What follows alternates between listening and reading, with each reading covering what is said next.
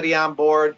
Write to people if you haven't seen them in a while. Get together at your kitchen table, discuss strategies. We got to meet this on the chessboard. Protest out in front of Walgreens. That's right. There's not going to be an injected class and an uninjected class. We're not going to stand for that. That's right. No vaccine apartheid. That's right. Start at your local Walgreens. Go from there. We'll see everybody next time. Stay tuned for the next show here on RBN. Have a great day.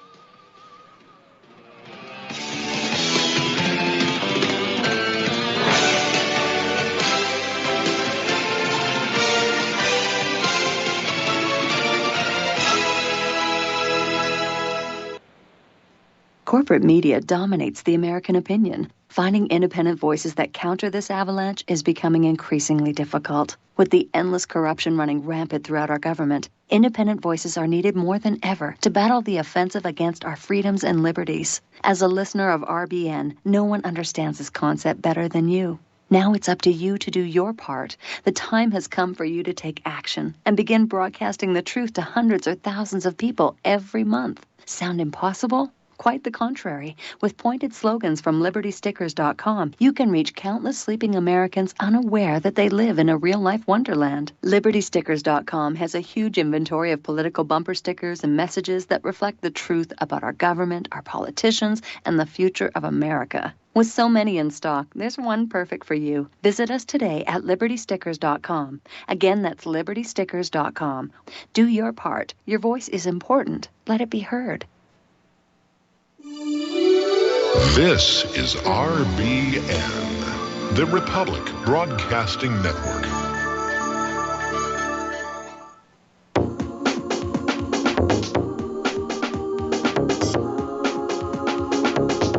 What really happened with your host, Mike Rivero. The history the government hopes you never learn. Here is your host, Michael Rivero. And welcome to our show today. It is Wednesday, April 21st, 2021, middle of the weekday, hump day, starting that long, slow glide down to Powhana Friday, and whatever craziness is going to happen for the rest of the week or the rest of the month or the rest of the year. It does seem like just the further along we go, the weirder things are getting. And I guess a good place to start off on that topic is, yes, it did snow here in Indiana last night. Santa Claus is over in southwestern Indiana, and we're not talking about a little dusting. We got about 1.5 inches, and I posted a photo of it to the main page of whatreallyhappened.com, and it was the main topic of conversation around the town today. Nobody could remember any time that we got snow this late in the year, so gosh darn that human-caused global warming. It struck again, and hopefully it's not caused a lot of damage to the crops that are coming up. Getting on back to the Derek Chauvin trial, I think the universal condemnation of the way this trial was handled and how it seems subordinate to the politics continues. There's a story coming on out of UNS.com, and it's titled, appropriately enough, "The Lynch Mob Howled," and that's exactly what it was. The jury deliberated about 10 hours total to reach a unanimous decision of guilty on all 3 counts. And this article is saying that no jury would have found Chauvin innocent after nearly a year of riots. And that was apparently what was driving things right now. And this is not the way it's supposed to work. I mean, at this point, Chauvin's guilt or innocence almost became irrelevant to the political driving toward a guilty conviction. And that's not the way it's supposed to work. Justice is supposed to be blind. It most assuredly was not in this case. Another article on the same topic from Powerline Blog calling it Mob Rule in Minnesota, and talking about all the pressure that was being put on the jurors and the lawyers and everything. Hennepin County Attorney Mike Freeman sold his Minneapolis home at a loss and moved out of the city because of the protesters besieging his house.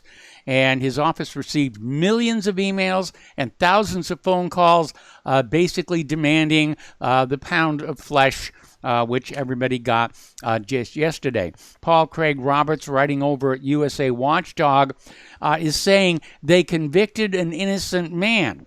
I am not entirely sure that is true, but the point is we don't know and we can't know because of the way the politics overwhelmed the process. And Paul Craig Roberts is saying this was essentially a show trial. Chauvin did not have a fair trial, no argument there. The media convicted Chauvin, and the jury was too afraid to stand on the evidence, and that was the story of the trial. And by the way, something that occurred to me, George Floyd died just one time, and yet Chauvin has been convicted of 3 different murders. Second and third degree murder and second degree manslaughter. It almost seems like double jeopardy that if he's convicted on one, the others should be null and void, but that's not the way it came down. They just piled on and piled on. And now they're talking about the judge could sentence him basically to jail for the rest of his life. And there's another story, this one coming out of Blabber Buzz, asking a legitimate question. Was the jury's fear of violence a factor in the Chauvin, being convicted on all counts? Because he was convicted again on 2 murder charges and 1 manslaughter charge for 1 death. And they deliberated a total of 10 hours, and that was basically it. We had the comments coming from Maxine Waters. We had the comments coming from Black Lives Matter. We had Joe Biden commenting, saying that he wanted a guilty verdict. And that's not the way these things are supposed to work. Certainly with all the publicity and politics and media attention, the jury should have been sequestered, and they were not, which means they heard everything that was going on. They probably heard what Maxine Waters was saying. They were hearing what Black Lives Matter was saying. It could not help but have had an effect on their deliberative process. The Minneapolis Star-Tribune, it turns out, published the biographical information on the jurors. They're taking a serious amount of criticism for that because they released the biographical data on all 12 jurors plus the 2 alternates in the Derek Chauvin trial. Now, the Star-Tribune did not actually name the jurors, but reporters Paul Walsh and Hannah Sale on Tuesday published enough details about their lives where internet sleuths and local snoops could figure out who they were, and it's another way of putting pressure on the jury to come to a desired outcome. And as I said, I am not sure what, if anything, Derek Chauvin was guilty of, but he definitely deserves a new trial that is free from this kind of outside pressure and interference. Story coming on out of Russia today saying that Maxine Waters' comments about the trial of Derek Chauvin could badly backfire. The incendiary warnings build a case for an appeal. Waters' inflammatory and legally dodgy comments on the case could end up not only sparking violence, it could undermine her own desires when it comes to the killing of George Floyd. A lot of people were very, very angry with what she said. She's now trying to backtrack and say that by being confrontational, she meant in a non-violent way, which is kind of a weird statement to make there. Alan Dershowitz basically said that Derek Chauvin's conviction could and should be reversed on appeal because of the public intimidation of the jury and the judge's refusal to sequester them. And absolutely agreement on that. Dershowitz is saying that we must assume that the jury heard what Maxine Waters said, and the judgment could well be reversed. And I'm in agreement. I think there should be a new trial. It should be in a different venue where everybody's not being fired up by the lynch mob, which is, I think, a good name to describe all of them. Meanwhile, all of this hue and cry by Black Lives Matter has succeeded in bringing back a little bit of damage to the organization. They managed to raise $90 million for their campaign against Derek Chauvin, but it also revealed Black Lives Matter's ties to a convicted terrorist and the Marxist founder's property empire claims of fraud. So it's beginning to look like Black Lives Matter may have hoisted with their own petard. Now, after Chauvin, Minnesota is set to prosecute 3 other officers in George Floyd's death. And this is going to basically go to trial in August, saying that they aided and abetted second-degree murder and second-degree manslaughter of Floyd. They could look at 40 years in prison. These 3 officers are currently free on $750,000 bail. And it's a lynch mob, it's a witch hunt, whatever you want to call it. They can't get a fair trial with this kind of politics going on. And, a lot of people were saying, well, Black Lives Matter got the verdicts they wanted. They should calm down and go home. It did not happen. Black Lives Matter demonstrators blocked the streets in Minneapolis, and they attacked a tractor trailer trying to drive his route. They accosted the truck driver. They took over the streets, and the video, the driver blared his horn to try and get the protesters out of his way. The crowd blocked his way and began shouting at the driver and beating on the truck. Out in Portland, Black Lives Matter protesters went on a destructive rampage after the Chauvin verdict. They took to the streets. After rallying out front of the ironically named Justice Center, they went on a short march and smashed out a couple of Starbucks shop windows. So, see, it really didn't make any difference what verdict they came back with. Black Lives Matter wanted to riot. They were just looking for an excuse. They're calling them victory riots, and I notice that the corporate media is not giving a lot of coverage to this activity because it does send the message that no matter what you do for Black Lives Matter, it will not make them happy. They're still going to riot and cause property damage. Out in Los Angeles, Black Lives Matter directed their allies to Mayor Garcetti's home after the verdict, and they gathered outside his home and caused a bit of a ruckus there as well. Former President Barack Obama and former First Lady Michelle Obama reacted to the guilty verdict announced, and they said the jury did the right thing, but said full justice had yet to be achieved. And they said true justice is much more than a single verdict in a single trial. We're hearing all kinds of stuff like this from the politicians. Alexandria Ocasio-Cortez said there is no justice in this trial. Justice would be George Floyd going home to his family. I agree that would be nice. It is simply impractical. And they're still trying to push this idea that the police are bad, that white people are bad, that blacks are victims, even as Black Lives Matter tears up more and more cities. A Minneapolis City Council candidate has publicly encouraged Black Lives Matter rioters who feel like burning stuff down and suggested they target the wealthy communities instead of the poor ones. And police are now investigating the candidate for making a credible threat. Again, in Minneapolis, let's see, far less extremist, gonzo journalist and filmmaker Amy Horowitz interviewed several people who were attending the memorial to get their take on things like burning the city down and using violence against white people. And one of the people said, I don't want to say we need to start killing all white folks, but maybe they need to feel the pain and hurt. So they're still trying to fan up a race riot out of this, even though they got the verdicts they said they wanted to have. So it's insane. And again, Black Lives Matter militants in Minneapolis, they're going off the rails.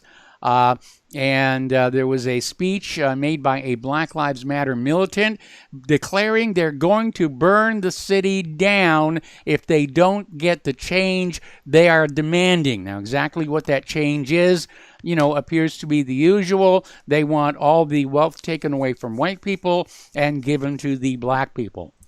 And up in New York, Black Lives Matter militants were invading outdoor restaurant areas, telling the white diners to get the blank out of New York and declaring that white-owned restaurants are not welcome. And the far-left extremists are protesting in multiple cities across the nation, even though they got the verdict that they wanted in the Derek Chauvin trial. Just no making those people happy. So why should we even try? An angry black... Oh, you're going to love this next one. An angry Black Lives Matter mob gathered outside Columbus, Ohio police headquarters after an officer-involved shooting death of 15-year-old Ma'Khia Bryant. And this happened almost at the same time the Derek Chauvin verdict was coming out yesterday. Bryant's mother described her as a very loving, peaceful little girl and had a motherly nature about her, and the protesters are out there screaming about it.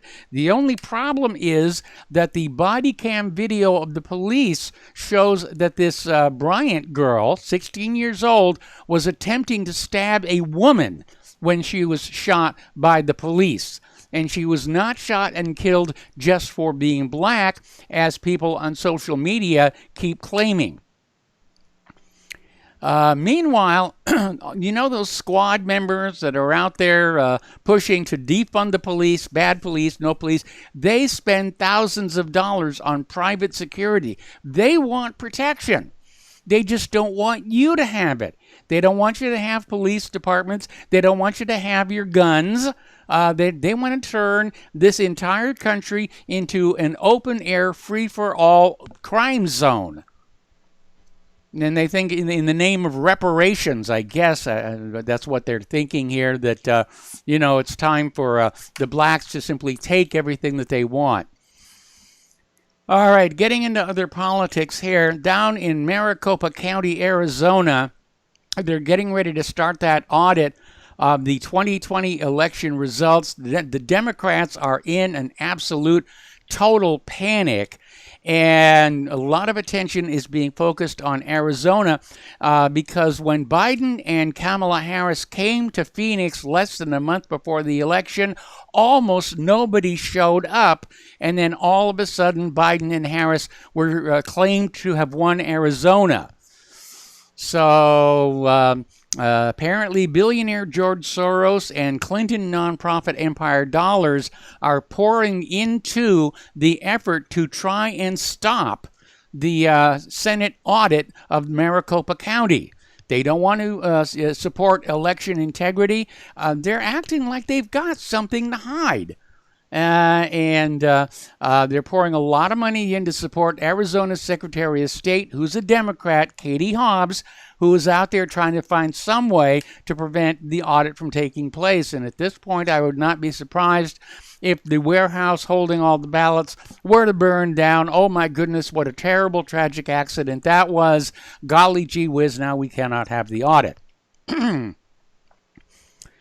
Over at the Anti-Defamation League, they're pushing the World Federation of Advertisers to boycott Tucker Carlson and Fox News, claiming that he is putting out hate speech and supporting white supremacy. And they're trying to silence him as well. Alrighty, let's talk a little bit about COVID. There's a lot going on there. Over in the European Union, drug regulators have ruled that Johnson & Johnson's single-shot COVID vaccine is safe, but say the jab should come with a warning about the potential for blood clots upon its administration. Okay, so yes, it's safe, but could kill you. Just a little consumer warning there. Bill Gates, in a recent interview, said that lockdowns are required to sell vaccines. In other words, you lock the people down and then tell them if they buy the vaccines, they can get out of the lockdown. Then you have up in Oregon where they're making lockdowns and masks permanent, even if you are vaccinated. Getting on back to Arizona, Governor Doug Ducey says the state's progress in the immunization campaign means the nearly year-long school mask mandate can be repealed, and there is no need for people to present proof of vaccination. So some states are trying desperately to open up. Meanwhile, the vaccine industrial complex is maintaining the fear porn and trying to get you to spend more money on masks, on shots, and so forth. And there's a big stink coming on up. Apparently, there was a company that was given a $1.3 billion with a B dollar contract to manufacture syringes for the vaccine program. They have yet to deliver any of the syringes at all. The money is just gone. Over in Italy, there's the family of a woman whose death has been linked to the AstraZeneca jab. They are filing legal action because in Italy, vaccine companies do not have a legal shield against being sued. Here, it's a uniquely American thing that vaccine companies cannot be sued if their vaccines cause harm. But in other countries around the world, they are liable for the damage their products will cause, and I certainly hope these people win their lawsuit.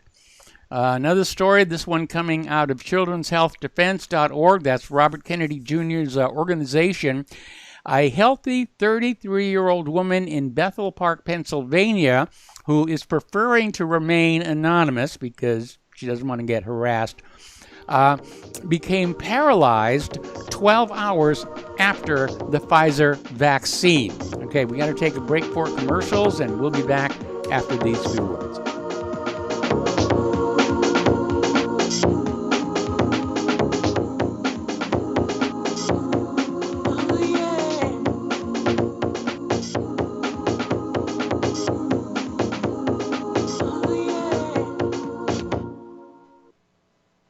Hello, I'm Dr. Leonard Horowitz. I was right 30 years ago in warning the world about threatening lab virus outbreaks, AIDS, and Ebola. I was right 20 years ago when FBI Director Robert Mueller made me a suspect in the anthrax mailings because I warned the Bureau before the CIA's biocrime and Cipro sales psyops happened. I was right about COVID-19 being an AIDS-laced mutagen plan to resurge this fall to excuse officials' profitable depopulation globalization agendas. And I was right about the only safeguards being antioxidants and holy spiritual sustenance. Vitamin C, D, zinc, chlorophyll, oxygen, and oxysilver especially transmits the frequency resonance to neutralize the expanded function bioweapon.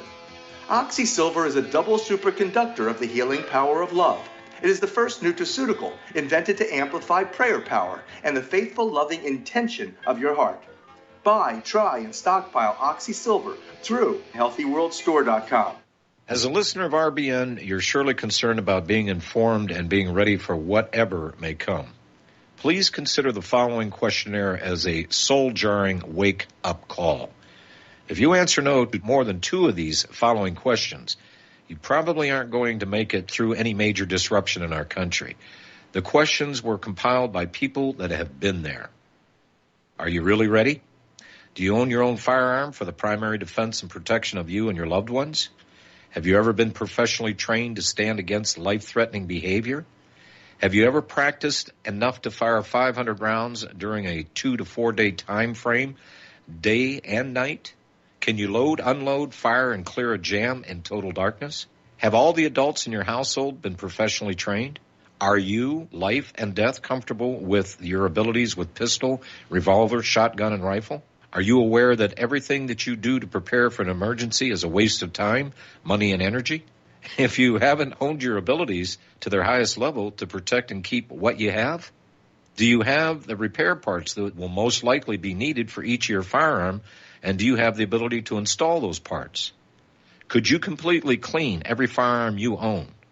Are you aware that your body won't go where your mind hasn't been? In other words, without proper training, followed by regular practice, you probably will not win a gunfight. Well, how did you measure up? Take the once-in-a-lifetime opportunity to start correcting your deficiencies by receiving your Commander Lifetime Membership with Front Sight Firearms Training Facility. A one-time donation to RBN for $500 will give you a Commander lifetime membership at Front Sight as a tremendously huge thank you bonus.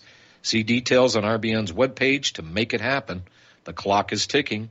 You had better be ready before it happens.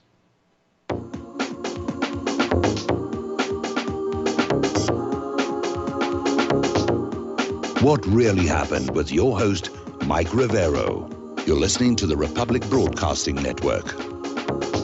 Here is your host, Michael Rivero. Welcome back to our show. Here we're talking about COVID-19, and there's an interesting article that came out of Global Research up in Canada saying that the legitimacy of the World Health Organization as a gold standard of health is dubious. And they're basically talking about how the World Health Organization is trading on its reputation and its influence with the world's national governments, but it, like the CDC, is subject to pressure from the industry and politicians. The World Health Organization will hold dominance, but again, we shouldn't just blindly trust everything that they say. Story coming on out of Global Research in Canada again here.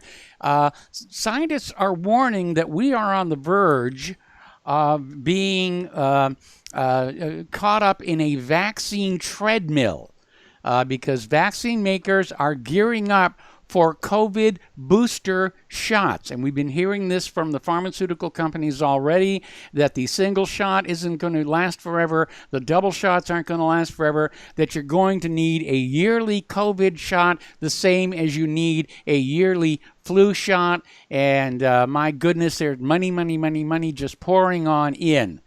And they're out there trying to get celebrities to say the vaccines are good. And the control room Steve Elkins just told me Biden is saying it's your patriotic duty to take the COVID jab. And apparently if you don't get a needle stuck in your arm, you're a traitor to the country or some such nonsense like that. Dr. Peter McCullough is out with a video underscoring something that we talked about months ago. All of the energy of development went into vaccine production, and any talk of actual treatments or cures was sidelined because it's a bad business model. If you only treat the people who are actually sick, that's a far smaller segment of the population, and as opposed to like getting everybody to take a vaccine, that's a much larger marketplace and much more money going forward into the future. And now they're talking about repeated shots. So Dr. McCullough did a video where he appeared before the Senate Committee on Health and Human Services, and he talked about how information on COVID-19 treatments and cures was being just blocked because it's not profitable. All right. Okay, going towards the international news now. Over in China, Chinese President Xi Jinping has called for global cooperation in the face of a growing anti-China front led by the United States, warning that an open world economy is essential to recovering from the pandemic. And by the way, I don't know if you spotted this or not, the corporate media has already renamed COVID to the CCP virus to reinforce the idea that this was somehow something that China did to us. Ooh, those evil, evil Chinese people, So Xi Jinping said yesterday, attempts to erect walls or decouple run counter to the laws of economics and market principles. And he said, we must not let the rules set by one or a few countries be imposed on others or allow unilateralism pursued by certain countries to set the pace for the whole world. In other words, don't be a bully. Over in the Black Sea, Ukraine area, things are getting very, very tense. This is a scary story. It's coming out of True News. And Edward Zal is basically discussing the possibility that NATO warships will challenge Russia's Black Sea blockade. And he is saying that British and U.S. warships plan to attempt to re-enter the Black Sea to test the resolve of Vladimir Putin. We're edging closer and closer to a shooting war, and all it's going to take is one submarine in there to torpedo one ship or the other, and the war will be on. Meanwhile, Russia is restricting flights over the Black Sea and Crimea as tensions continue to mount. And Interfax said the area has been declared temporarily dangerous for aircraft flights. Kremlin spokesman Dmitry Peskov called the flight restrictions an absolute normal world practice in a press briefing on the same day. But of course, the region is fraught with military tensions. Another story ramping up the propaganda. This is from Daily Mail, and they're talking about how there is an airstrip just 100 miles from the Ukrainian border where satellites are showing 15 Russian supersonic strike jets, as they put it, awaiting Putin's orders. And there's no question. Both sides are sending in weapons into that area to get ready for the party to begin. Meanwhile, Moscow is calling on Kiev and NATO to refrain from actions that could lead to further escalation in the Donbass. Moscow currently has no plans. Oh, my goodness, we ran out of time again here. All right, we're going to take another break for commercials. We'll pick up on this story when we come back.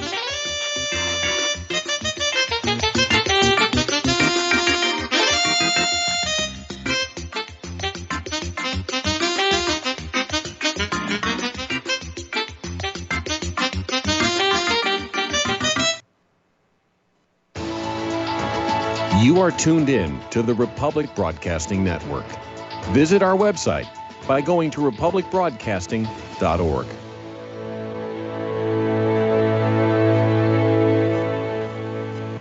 Homeowners, are you in foreclosure, expecting to be served with a foreclosure lawsuit, or suspect your lender has coerced you into an illegal mortgage transaction? A huge number of mortgages made in the last 10 years have legal issues and are possibly defective. State laws and the U.S. Supreme Court have upheld that defective mortgage documents are grounds for foreclosure defense and for counterclaims in favor of the homeowner. If your mortgage has been sold or assigned since closing the loan, it may be defective and you may be paying the wrong party, and the lender may not have standing or the right to foreclose or collect payments under the law. If you would like to know if your mortgage is legal or not, or know if you are paying the right party, we can help. Our initial consultations are free of charge. We are not attorneys. We are legal researchers and work closely with experienced lawyers who know how to help you find the evidence to help you keep your home. Call toll-free 1-855-2-KEEP-IT. That's 1-855-2-KEEP-IT today. Ladies and gentlemen, J.R. Moore here. We have a special promotion going on at Republic Broadcasting. This is a fundraiser for Republic Broadcasting involving the Energy Cleaner. Mail me a postcard. My address is at my website at thelibertyman.com. We pick a postcard every other Thursday. When your postcard is drawn out, you get to buy an Energy Cleaner for $215 instead of $285, $70 discount. $200 goes to Republic Broadcasting. You also get a 10% discount on my mattress pads. So get those postcards in, put your name, your telephone number, your email address on there, and when your postcard is drawn, you get to get an Energy Cleaner for $215 instead of $285. Mattress pads, 10% off. Help us out at Republic Broadcasting and help yourself to get an Energy Cleaner at a deep discount. It's a win-win situation for everybody. We hope you can get these postcards in soon. Thank you very much. Have you been looking for a trusted long-term storable food company? We have a solution for you. Simply Clean Foods is dedicated to providing the best quality food you can buy next to fresh from a farmer's market. Our line of resealable fruits, vegetables, and meats are suitable for everyday use, and you won't have to worry about throwing away valuable groceries ever again. Our food is completely GMO-free, and our stringent quality controls, plus testing for heavy metals, makes us unique in the storable foods market. Simply Clean Foods' primary focus is to bring clean food to people all around the world and change the way we look at freeze-dried food in our daily cooking. When you purchase from simplycleanfoods.net, not only will you be receiving high-quality food, but you will also be supporting veterans in need across the country and those who are affected by natural disasters. Right now, Amazon Prime members will receive fast 2-day shipping. Go to simplycleanfoods.net. That's simplycleanfoods.net. But do it today. We the people, in order to form a more perfect union, establish justice, ensure domestic tranquility, provide for the common defense, promote the general welfare, and secure the blessings of liberty. Welcome back to our show here. We're talking about the international news here, and we're talking about an article that came out of Sputnik News where Moscow is calling on Kiev and NATO to refrain from actions that could lead to further escalation in Donbass.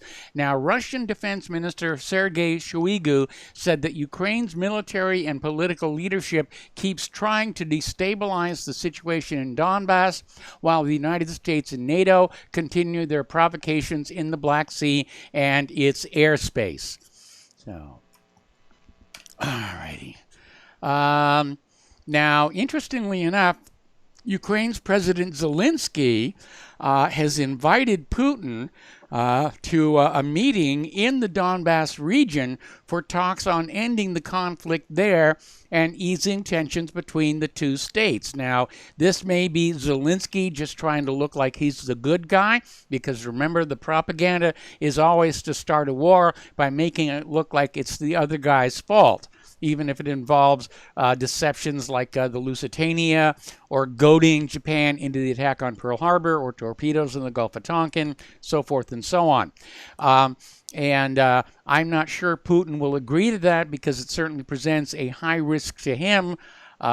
If you go back and you look at that Malaysian airliner that was shot down, some people think that they were trying to shoot down Putin's presidential plane, which was in the same area at the same time over Ukraine. So I don't know if Putin is going to go for that here. There are reports coming out of Belarus that there was an attempted assassination of President Lukashenko, and Belarus is saying that the assassination was being sponsored, or at least encouraged, by the United States, that the United States actually backed the plot to assassinate Lukashenko, and not surprisingly, we're seeing zero coverage of this in the American corporate media. Story coming on out of Global Research again. The Pentagon is adding Africa to the global battleground with China and Russia. Now, General Stephen Townsend, who's the commander of AFRICOM, and General Kenneth McKenzie, commander of CENTCOM, are scheduled to testify before the Senate Armed Services Committee on the 22nd, which is tomorrow. The testimony, both open and closed, will address the proposed 2022 National Defense Authorization Act, which is reported to include a total of $753 billion with a B for Pentagon operations around the world. The last time AFRICOM's Townsend addressed the committee was in January of last year, when he spoke in depth of his commands and, more broadly, the U.S.'s overall strategy toward Africa. So, have you noticed how close the term AFRICOM and Africa Corps are? A lot of people have noticed that one. Over in Iran, President Hassan Rouhani is starting to speak rather positively about the indirect talks with the U.S. that are taking place in Vienna, aimed at reviving the Joint Comprehensive Plan of Action. And he said a deal is possible. It could be reached in a very short time. He's saying that between 60 and 70% of the issues have been resolved. And that is a very, very positive thing. The United States actually issued a warning to Israel to stop trying to disrupt the negotiations with their ongoing attacks into Iran. And we have this other article, this is from antiwar.com, that Israel is backing down on some of their demands for the Iran nuclear deal. And according to Israeli TV, Israeli officials have accepted there will be no significant changes to the Iran nuclear deal. So they're narrowing their demands on Washington, D.C. It looks like the Joint Comprehensive Plan of Action, if it goes back into effect, will revert to its original form, and there will be no new conditions.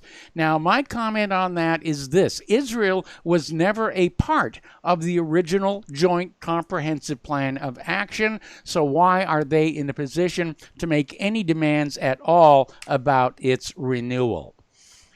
Now, the media has been making a big deal over the fact that Iran, in response to the attack on Natanz, announced they're enriching uranium to 60%, and they're saying, oh my goodness, they're going for a bomb, they're going for a bomb. The reality is a little bit different. 60% enrichment is still a long way away from the 90% plus enrichment needed for an actual explosive atomic bomb. And as it turns out, Iran is actually enriching a very tiny amount of uranium to 60% as a proof of concept. They want to prove they can do it. They're not doing it on a large scale, at least not yet. Turning over to Afghanistan and the continuing debate about whether the United States should get out of there or not, and I don't think the U.S. should have gone in there to begin with, the U.S. government has spent over $2.26 trillion with a T of your dollars on this failed war in Afghanistan. This is the latest numbers from Brown University's Costs of War project. And the report also estimates the war has directly killed 241,000 people in Afghanistan and Pakistan.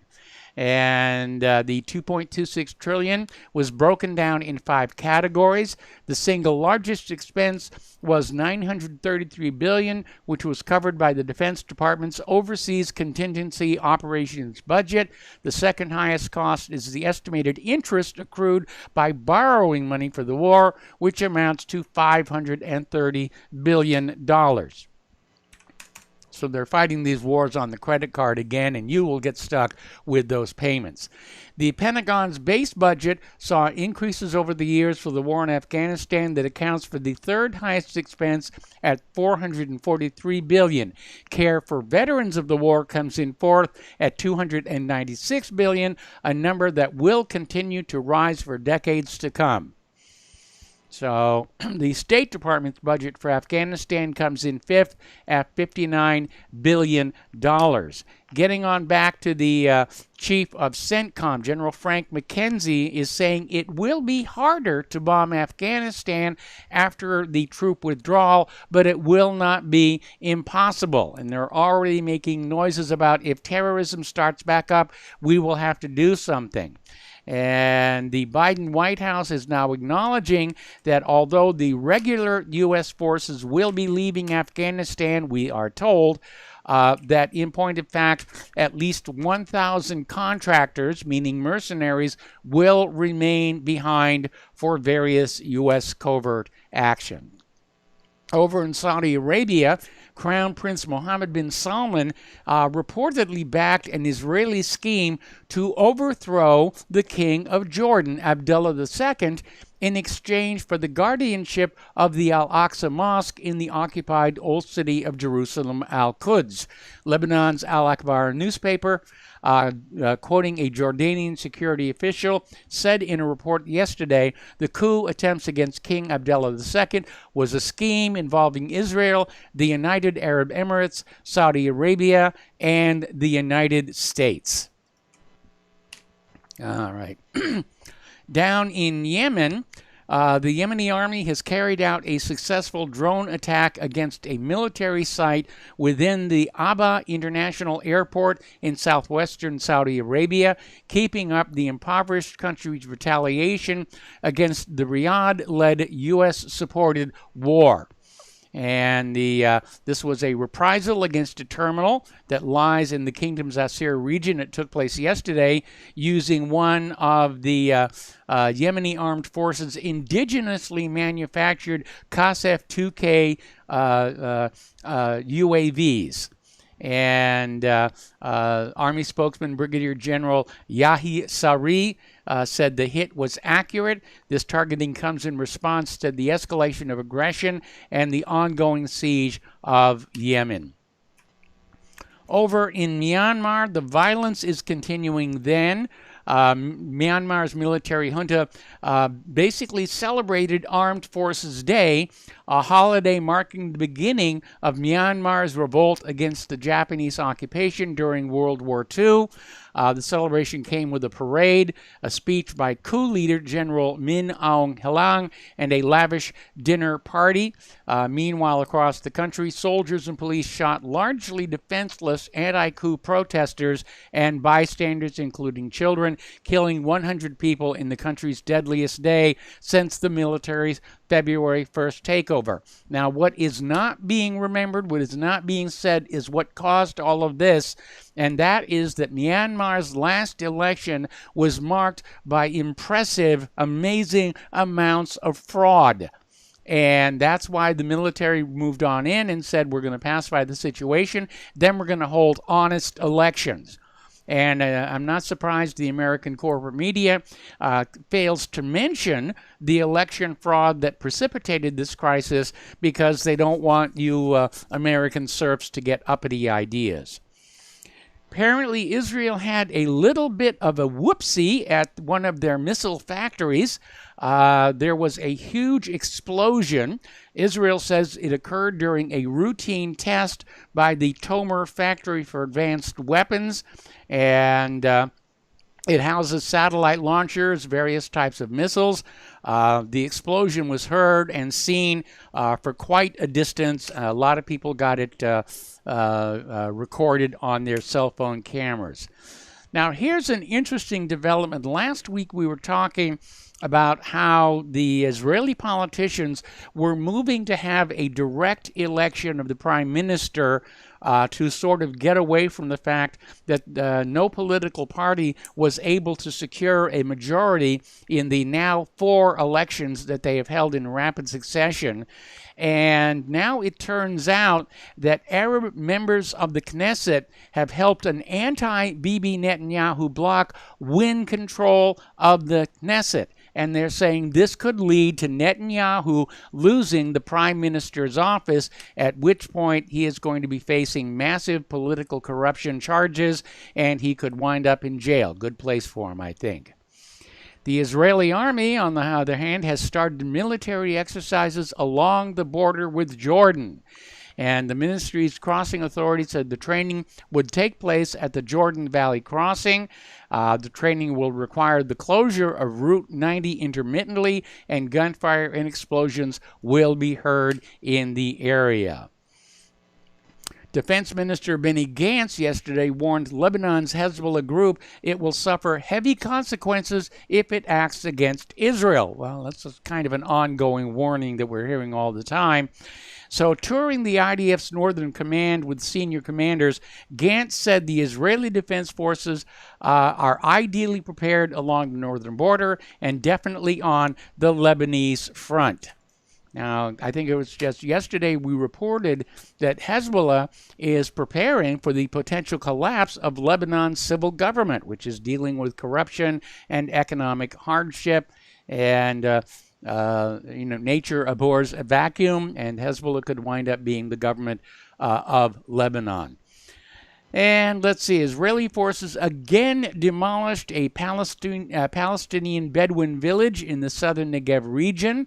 It's Al-Araqib village. This is 186 times they have demolished this village. And you certainly have to admire the tenacity of those Bedouins. Meanwhile, here in the United States, pro-Israel U.S. lawmakers have proposed a bill that would provide $30 million over 5 years to companies that partner with their counterparts in Israel. They're trying to strengthen U.S. ties with Israel, and the move is an effort to facilitate joint cybersecurity partnership programs between the United States and Israel. The problem with that is every time Israel has partnered with an American company, for example, like Intel, the technology seems to bleed one way from the U.S. to Israel and is then sold to countries we don't like and sold back to us. Now, Strategic Command, or STRATCOM, is the unit in charge of the U.S. nuclear arsenal, air defense, and the space forces. And in the event of a nuclear war, Strategic Command would be tasked with executing the launch of U.S. nuclear missiles against the enemy. And STRATCOM basically just came out with a document called the Posture Review Preview, describing nuclear war as being the least bad option. So they're out there saying, well, nuclear war may not be a bad idea. And I know that there was a move in Congress to pass a bill saying that the United States would never be the first to use nuclear weapons.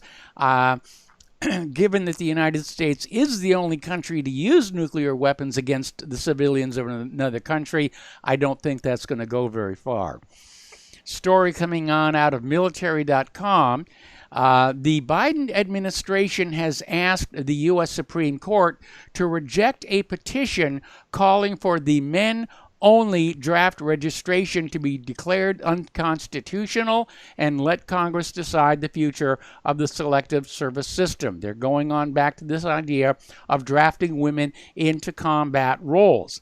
And what's really kind of unnerving about this article is they talk about the military draft as if it's a given eventuality, that it is going to happen one way or the other. The only question is whether women will be drafted right alongside the men. And I think that's probably going to upset a lot of people when the draft comes on back. Okay, economic news now. A little bit of good news, bad news. The good news is manufacturing is expanding at the fastest pace in 50 years. The bad news is it's driving up commodity prices. Somebody wrote me the other day talking about the Baltic Dry Index taking a major upward swing despite the blockage at the Suez Canal. So it does look like manufacturing is cranking up again. The big question is, what are they manufacturing? Appliances, cars, hospital supplies, or are they manufacturing warplanes, bombs, and bullets, and various things like that? All right, we're going to take a break for commercials. We'll be back with more news after these few words.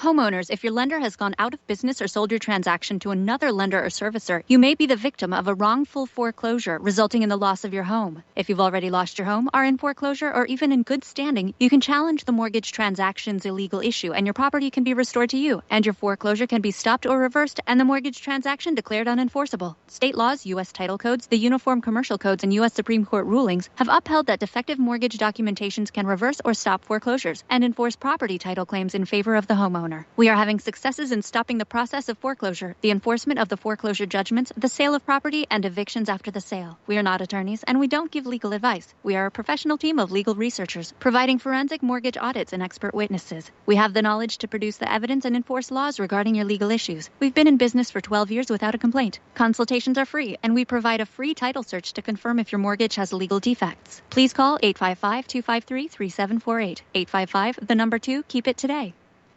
Hey gang, Patrick Slattery here with an important message that is pertinent to anyone who shops for groceries, eats food, or just has an inquisitive mind like myself. What I'm about to introduce you to is a segment of our food culture that has been kept so low profile to the American public that virtually no one is aware of how dominant it is on our refrigerator and cupboard shelves. What I'm talking about is the kosher certification industry and a new app, Koshertified, that delivers a comprehensive education on all aspects regarding this little-known practice. After reviewing this app, I found that it is useful for practically anyone who purchases food, regardless of their religious faith or identity. Its database of products not kosher certified is a win-win convenience for all food-conscious people. So why not check out thekosherquestion.com or click on the link at nationalbugle.com and see how modifying your grocery shopping with the Koshertified app can make a huge difference for your future.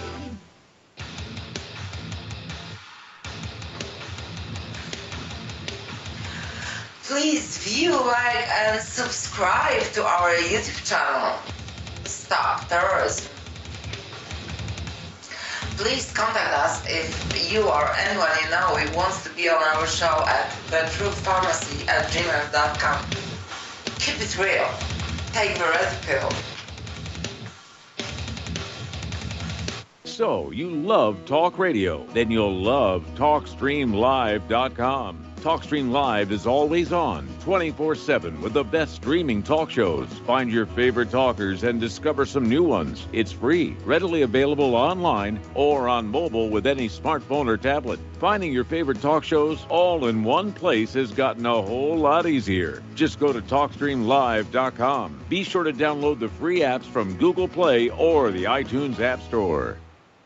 Politicians and preachers once sometimes told the truth. We didn't throw war's first stone and sacrifice our finest youth. With no video games or cell phones, a house felt like a home. Children fought and played together instead of on a computer alone.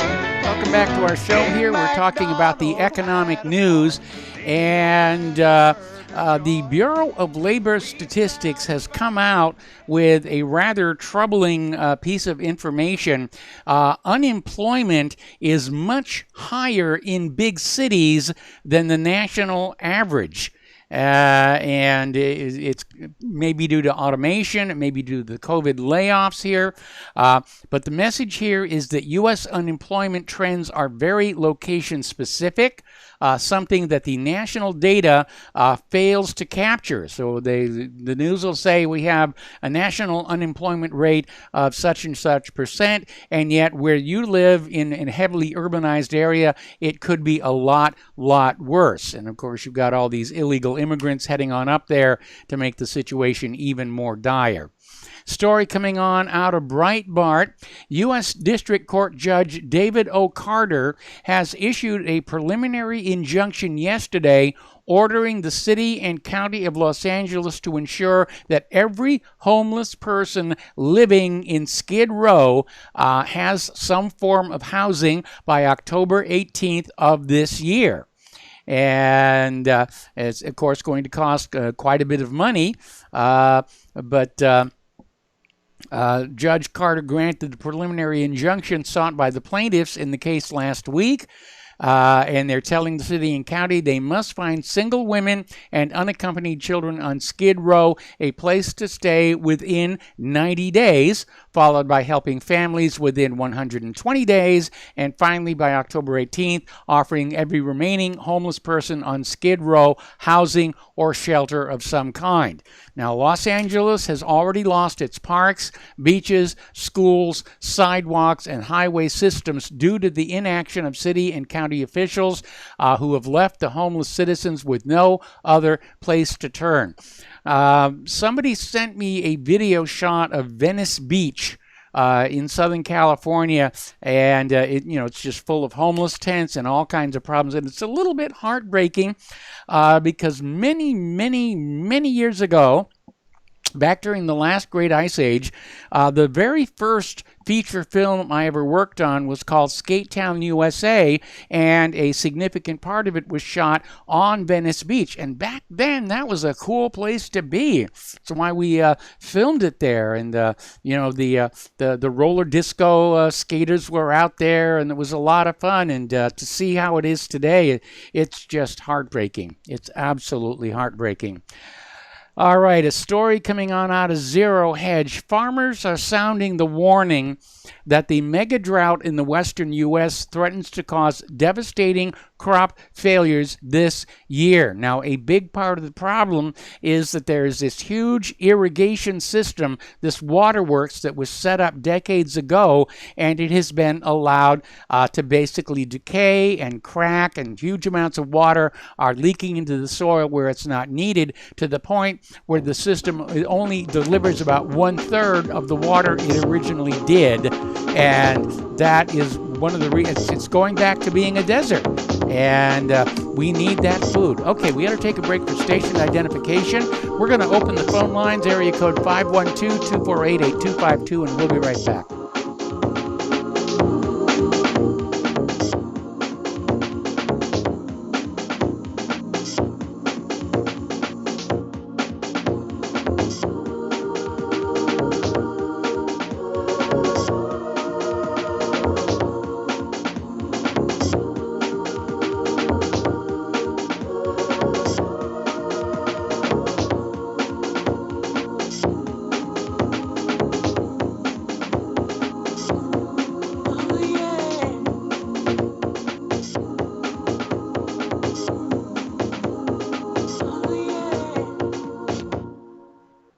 Homeowners, are you in foreclosure, expecting to be served with a foreclosure lawsuit, or suspect your lender has coerced you into an illegal mortgage transaction?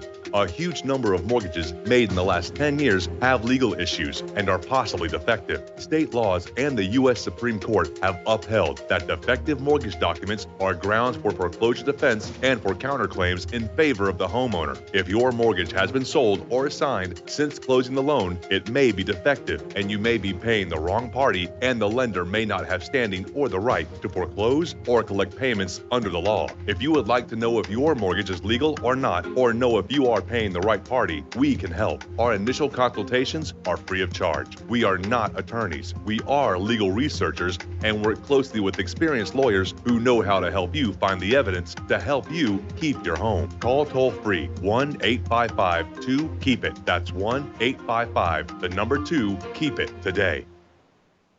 You're listening to the Republic Broadcasting Network, because you can handle the truth.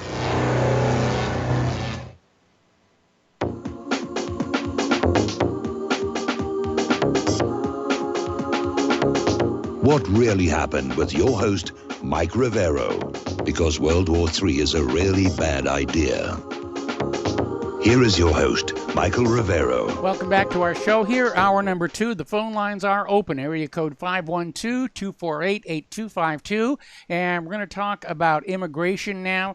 The former President George W. Bush is saying the United States needs more foreign workers to take American jobs, even though we have, at least according to official government figures, nearly 17 million Americans out of work.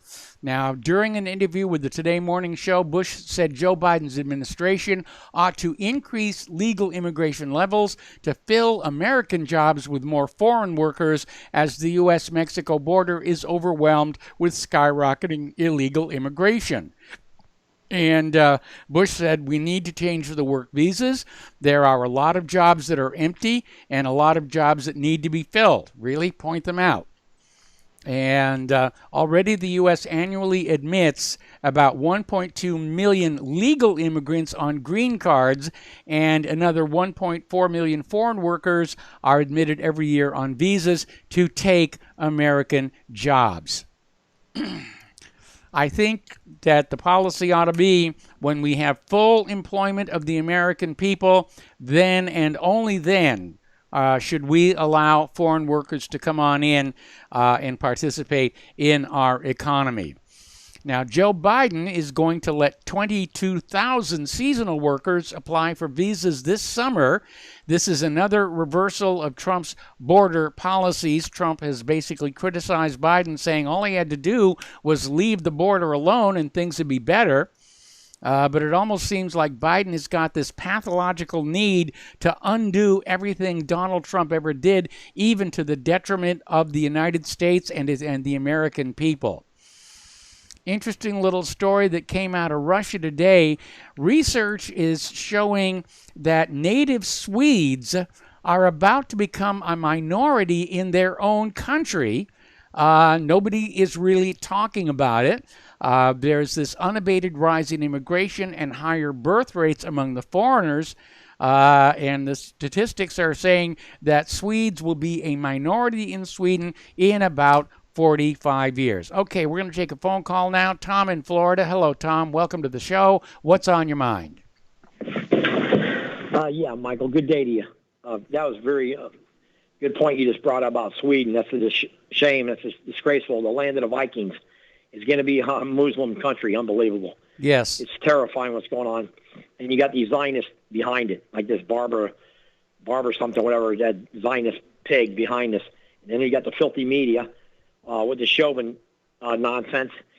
Yeah, Chauvin he did commit a murder, I guess, or I don't know what manslaughter. I don't know. It's not murder, manslaughter, because it wouldn't take.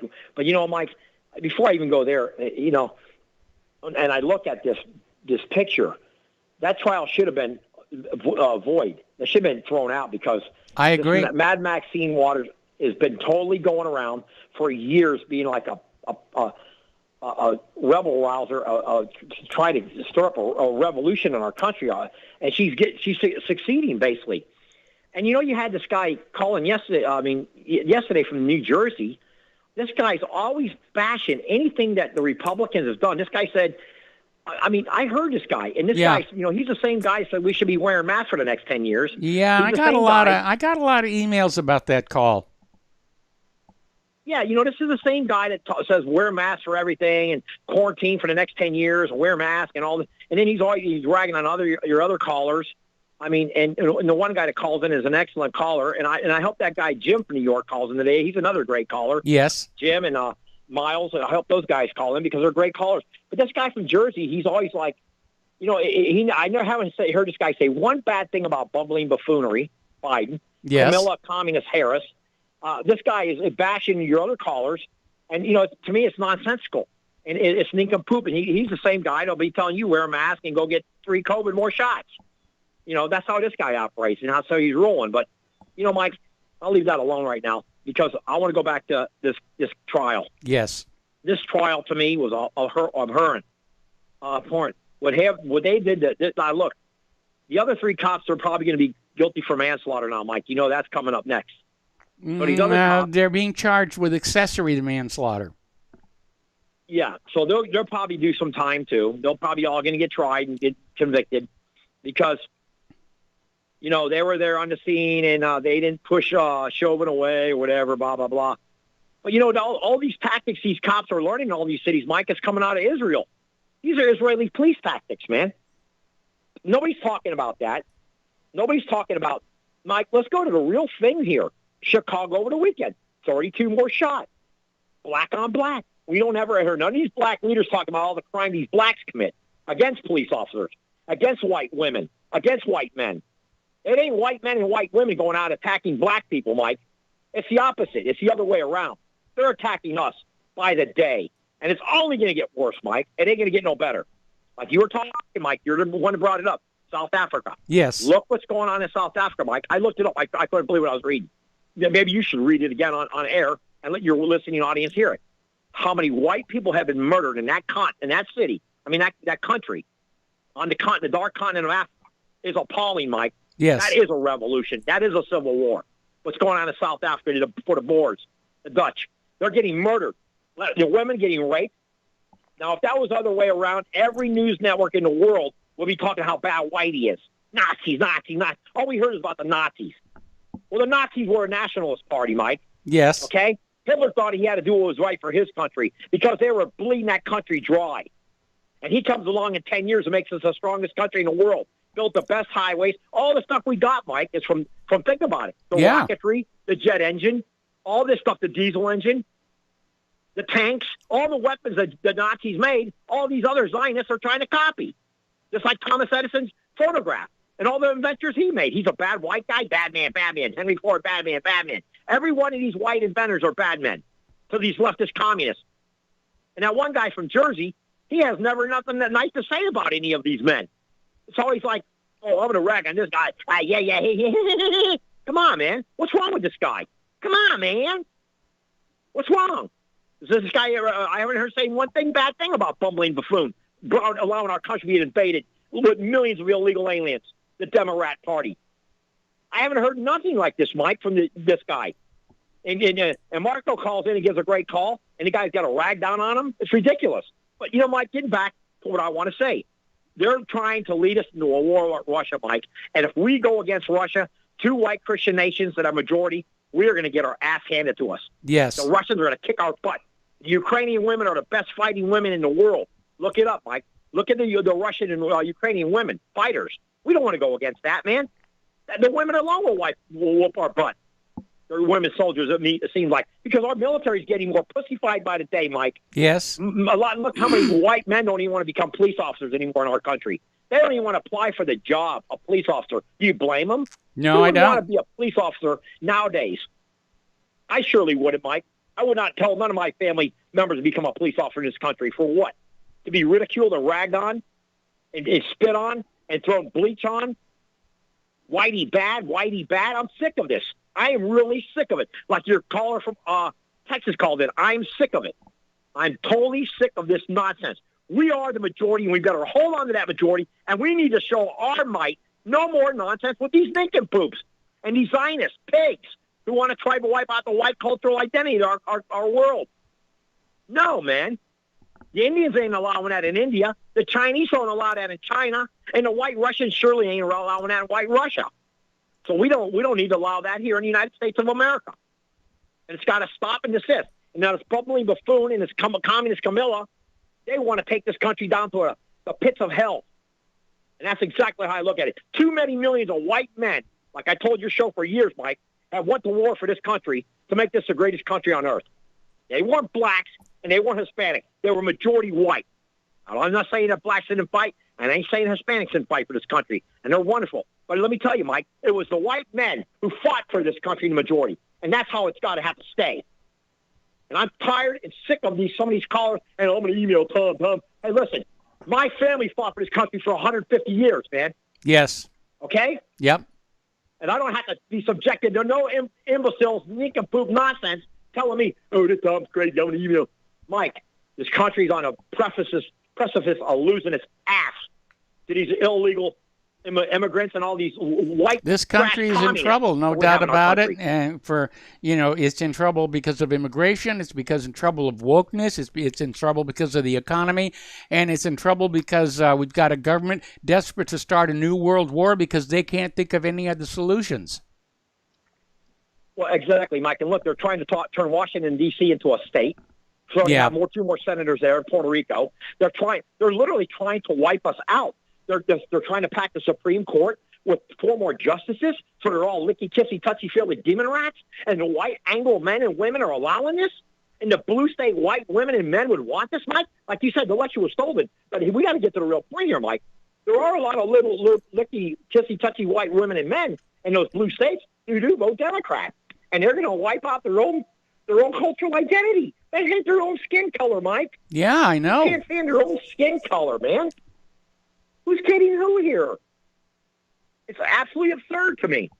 And I think this has got to come to a complete end. We have to take back the media. Like I said, Mike, we cannot allow this media to be dictated by a small minority. I'm doing the best I can. So's RBN.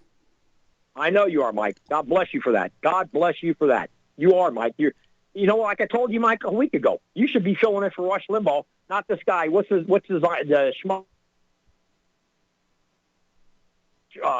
guy's name? I'm blanking. I really wasn't paying attention. When they didn't call me, I figured that was the end of it. One more thing, Mike, and I'll let you go. Okay. Michael Rivero said, not Michael Rivero, Michael Savage said last Friday, Mike, you heard it. Michael Savage said, we are 2 to 3 years out from all-out race war. That Yes. was out of him. And they're trying I to think start he's us being with a an war with optimist. Russia. Well, he's Jewish, but he'll tell you that he's telling the truth. We are definitely going to be, according to, you look at his archives, we're going into an all-out civil war, according to Michael Savage. So we'll see how it goes, Mike. And thank you for taking my call. And you got other callers. I hope a lot of you great callers like Jim and Marco and Miles and those guys call in. I really do, and Kevin. So. All right. Well, thank you very much for the thanks, phone Mike. call, I'm and a we're little going to upset, switch but- over to Mark in North Carolina. Hello, Mark. Welcome to the show. What's on your mind? Hey, Mike, I'm listening to you for a while.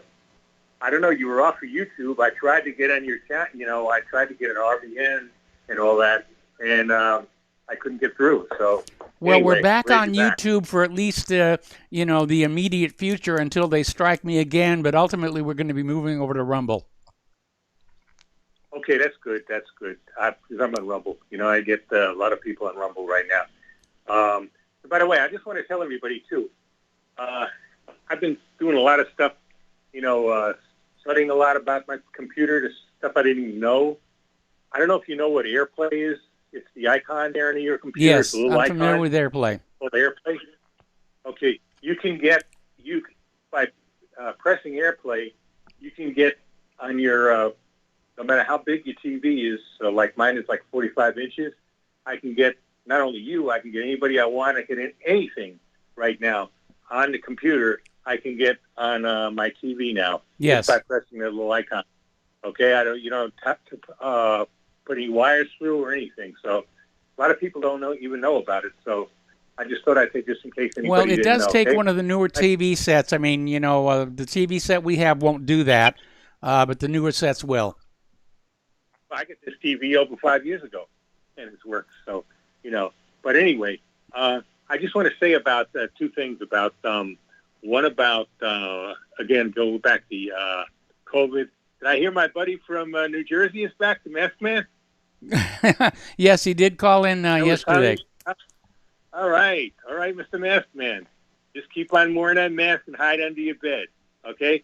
I don't know if you heard about this conference that they had. It's called the Health and Freedom Conference in Tulsa, Oklahoma. I wish I could have gone, too. But I just don't know who I could have boarded my dogs with. I can't even find anybody to watch the dogs now because of COVID. Yeah. Everybody was afraid to come to town like that. They might catch the cooties, So, and I didn't know whether I'd find a motel to take the dogs and everything, nothing like that. But otherwise, I would have driven out there because I don't fly.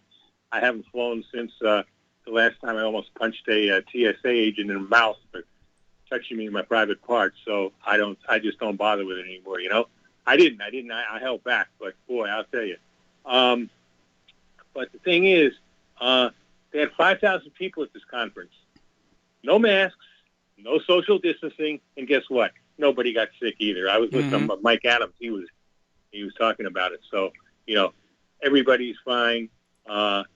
This COVID nonsense is just that. It's nonsense, and I highly doubt many of those people taking the vaccine either. So, there's a lot of anti-vax people there at the thing, like that Dr. Gold. So, it's a hoax. I don't even think it's a biovirus, a bioweapon. I think it's some kind of a flu bug that, like a mutated flu bug. I think it's, they knew I was mean, coming, and they keep figured saying they just get can't, they haven't a- actually isolated a virus for COVID-19. I think it's just a seasonal flu, and they fanned it up, to scare everybody into more vaccines and masks, and it's just another scam to get more money from the American people. And I just want to tell Biden, I know he's not going to listen to this, but I just want to say something about Biden. Biden, you're not a patriot. You're an imposter. You're an imposter. You're a traitor.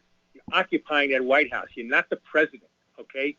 You're the recipient of a stolen election. In effect, it's a felony because it's possession of a stolen property, and that's Yes. the White House and the presidency, okay? That's what you are, Biden. Patriot.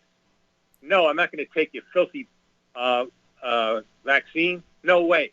No way, Jose. Ain't going to happen. So, just for that. And that gets me to what's going on with Russia now. Okay. This demented clown is going to get us into World War III, Mike. I'm really, really scared of this. I mean, right now it's Britain. The other clown there in Britain there, Boris Johnson. Boris Johnson. He's sending his a couple of ships down to test the waters there. Sooner or later, the Russians are going to just say, "Okay, go ahead, go right into the Black Sea. And they're going to blow them out of the water. They're going to blow their ships out of the water, and then look out. That could be World War III right there. That yes. could be that's it. I was listening, by the way, to that guy Edward Zoll today. I listen to True News sometimes. Like I have it on my podcast. I was listening while driving, right? And they're very up on what's going on with Russia and China and all that stuff. It's a religious show, but it gives you a lot of good news. And Rick Wiles, who's a pastor there, he basically is saying, it'll be the end. Get with Jesus. Get with Jesus quick if you're not with him now, because this could be the end, period. Yes. And, I tend to agree. We cannot survive a nuclear war. These madmen in the Pentagon who say that's not the worst option. There is no worst option. Even if let's say the power grid gets knocked off, as bad as that would be, it's not as bad as a nuclear war. A nuclear war is going to destroy the Earth. It's going to destroy most of the Earth. If there's going to be any survivors, it would be like like the movie with Book of Eli, something yes. like that. Or it's not. It wouldn't be pretty. I mean, it'd be terrible. No, if both the United States and China and Russia were to detonate their combined entire nuclear arsenal, the radiation would just kill everybody off, except the cockroaches. Yeah, and the radiation, and if nothing else, and if somehow you survive the radiation, the nuclear winter. Okay, I mean, there is no winner in this. Okay, and I'm afraid this is my prediction. What would happen? Russia is going to defend its borders. Nobody has been able to conquer Russia in all these years. Mm-hmm. The French tried it, Napoleon, Hitler tried it. You know what happened to them, all right? Now Russia is completely ready to defend its borders. It's ready to roll into Ukraine if it has to, and probably incorporate it back into Russia if it has to. NATO would be, defeated. They would be overwhelmingly defeated. They would. They'd probably be forced out of Eastern Europe even. They'd probably forced out of Eastern Europe. And then at that point, what would these people do? What would the demented clown in the White House do? And what would a guy I think once they cross that nuclear threshold, there's going to be no turning back. Anyway, listen, Mark, I got to let you go. We got callers waiting on the line. I got to take a break for commercials, and we will be right back.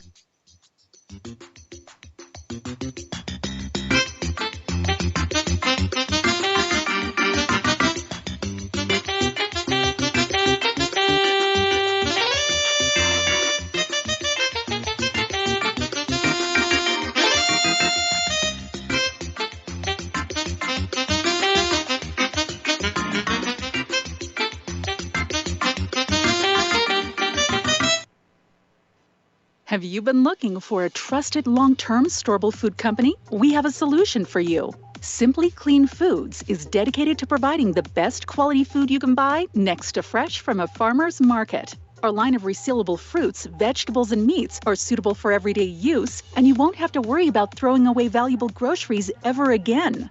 Our food is completely GMO-free, and our stringent quality controls, plus testing for heavy metals, makes us unique in the storable foods market. Simply Clean Foods' primary focus is to bring clean food to people all around the world and change the way we look at freeze-dried food in our daily cooking. When you purchase from simplycleanfoods.net, not only will you be receiving high-quality food, but you will also be supporting veterans in need across the country and those who are affected by natural disasters. Right now, Amazon Prime members will receive fast 2-day shipping. Go to simplycleanfoods.net. That's simplycleanfoods.net. But do it today.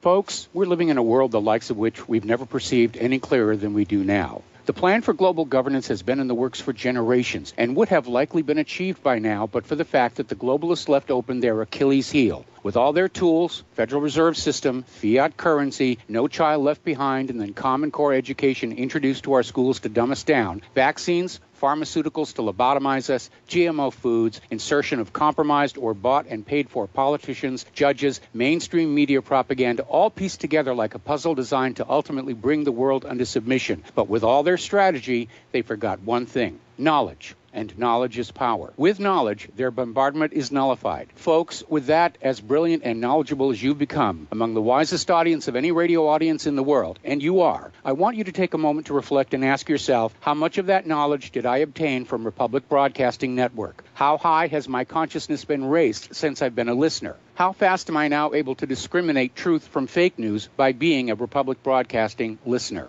How clear am I now able to see the world since I've been listening to RBN? Ask yourselves those questions, folks. Then ask yourself, what is that knowledge worth to me? Like my morning coffee, how would I survive without it? A voice of truth in a sea of lies. Do we not all need to make sure it survives? Like public broadcasting, we are now finding we can only survive with listener support. Censorship, advertisers being attacked, truth itself being attacked. It's the only way through this. We at Republic Broadcasting humbly ask you to become a supporter. Look at your budget and make a determination of what Republic Broadcasting is worth to you and what you can afford on a monthly basis. Go to republicbroadcasting.org and pledge $20, $30, $40, $50, if possible, $100 a month or more if it's affordable. Click the donate button and become a regular monthly donor. Assure both us and yourself that Republic Broadcasting truth will continue to flow like that morning coffee. The network thanks you.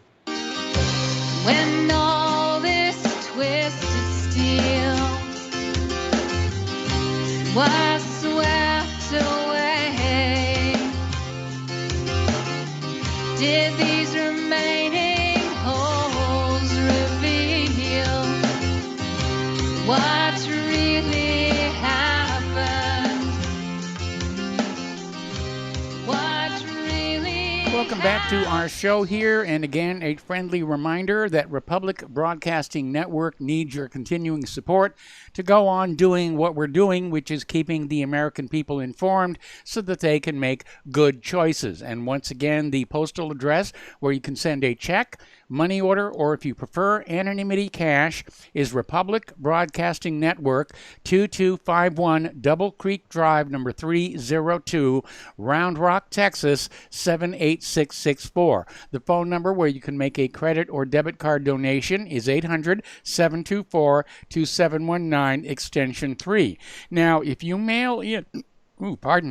If you mail in a donation for $100 or more, you will get your choice of an official RBN t-shirt, like I'm wearing here on the YouTube channel, or an RBN coffee mug. And so include a return address and t-shirt size and your preference.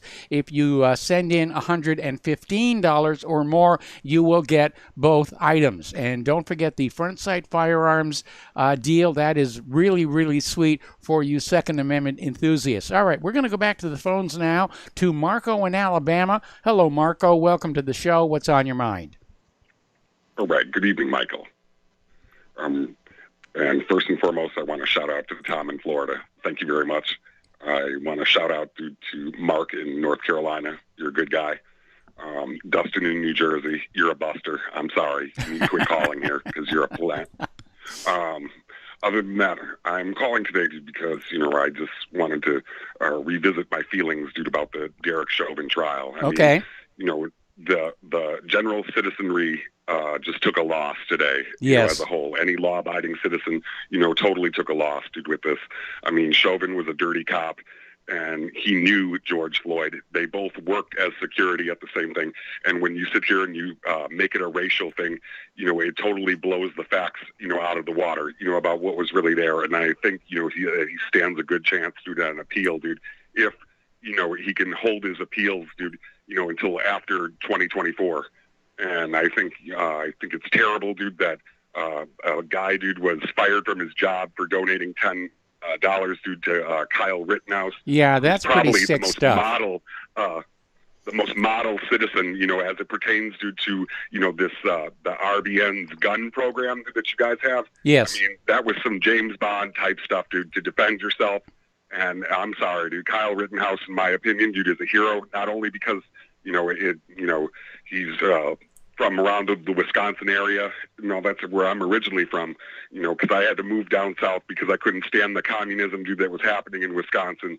And, basically, This whole COVID thing, dude, is just totally blown out of proportion, and I'm not even wearing a mask at all, dude. I mean, we have, they have lifted the mandate here in Alabama, but, the liberal stores, dude, that sit here and push, the mask order, the restaurants, I just refuse to go to them, period. And I honestly sit here and advocate, for all of the business owners, dude, that aren't, enforcing the mask order. I go and give as much as I can. I tip more than I normally would, dude, because, I want to make sure, that these people survive, because these people are the resistance, to what is going on.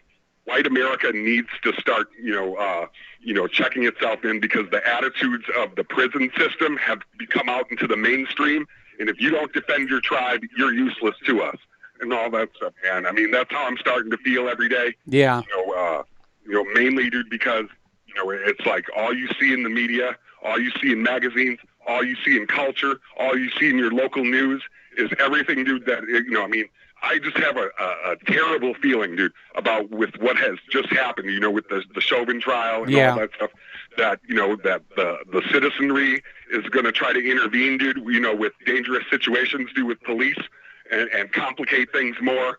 And we need to start rebuking our tribe when they sit here and have these attitudes, dude, that are against us, because we are an endangered species, dude, on here. Tucker Carlson, dude, is not, making anything up. There is nothing, dude, that is totally out of, bounds as it pertains to this, because all they're using is the legislatures and the rules of this country, dude, against us. And we're the ones that created this. And all that stuff, man. All I can say is this, is that if we all just decided to just up and lead and just and go to, Costa Rica, dude, like I sit here and talk about. And you can sit here and hear Dustin in New Jersey sit here and talk about, your blasé fantasies. Dude, if we took everything away, do you think the other smarter minority groups, dude, like the Indians and the Asians wouldn't come with us? They wouldn't want to live with these people, dude. The black people, dude, don't even want to be around their own people. Because if that was the case, how come is it that every time, dude, one of them gets money, they move out here by us? If we're so look at that that co-founder of Black Lives Matter bought her house in a white neighborhood. Dude, this is BS. It's total BS, yes. Mike. It is total BS, and I'm sorry. I'm done with that caller, dude, who called yesterday, who just couldn't take it anymore, who realizes, dude, that, we are on the precipice, dude, of, sitting here being attacked, dude, for no freaking reason. I have nothing to do with slavery, man. I am one of your youngest callers that call in here, man. I mean, I was born in the freaking 80s, and all that stuff. Last time I checked, civil rights had long since passed. Slavery had long since passed. I understand you, Marco. I got to let you go. We got to take a break for commercials. We got callers waiting on the line, and we will be right back.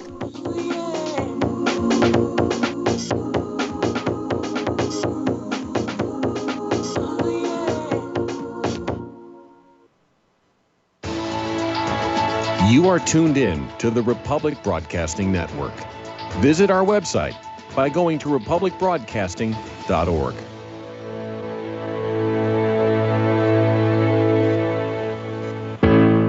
Extendivite has proven time and again it really works. Here's a testimonial from Amazon.com. I am only 40, but I have put my body through hell working in manufacturing for 20 years. I recently started to notice a buzzing feeling along with a stuttering sensation with my heart. I had a full cardio stress done, which I passed. I decided to try Extendivite after getting the jingle stuck in my head. Halfway through the bottle, I really did notice a difference. After getting home from work, I would just sit in a chair for a few hours feeling like crap, and this stuff reduced that feeling along with heart discomfort to almost nothing. Extendivite is only $69.95 for a 2-month supply. To order, call 1-877-928-8822 or visit heartdrop.com. That's HEARTDROP.com.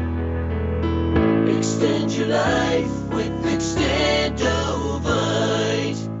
It's happening, ladies and gentlemen. We here at RBN are working with Front Sight Firearms Training Institute to bring our audience the best in combat, tactical, and defensive firearms training. Whether you're a private citizen who is new to firearms or you have a concealed weapon permit and want a level of training that surpasses what you've received from your local gun range, Front Sight provides priceless education and skills taught by seasoned law enforcement, military, and private citizen instructors to levels that far exceed law enforcement and military standard. With nearly 1 million responsible citizens trained from every town, city, and state from across the United States, Front Sight has bolstered the Patriot movement to a whole new level. Contact Dan Sutterfield by phone at 573-762-2356 or 573-465-2356 or shoot him an email at domedan, DOMEDAN, at hotmail.com. This is a limited time opportunity. Don't miss it.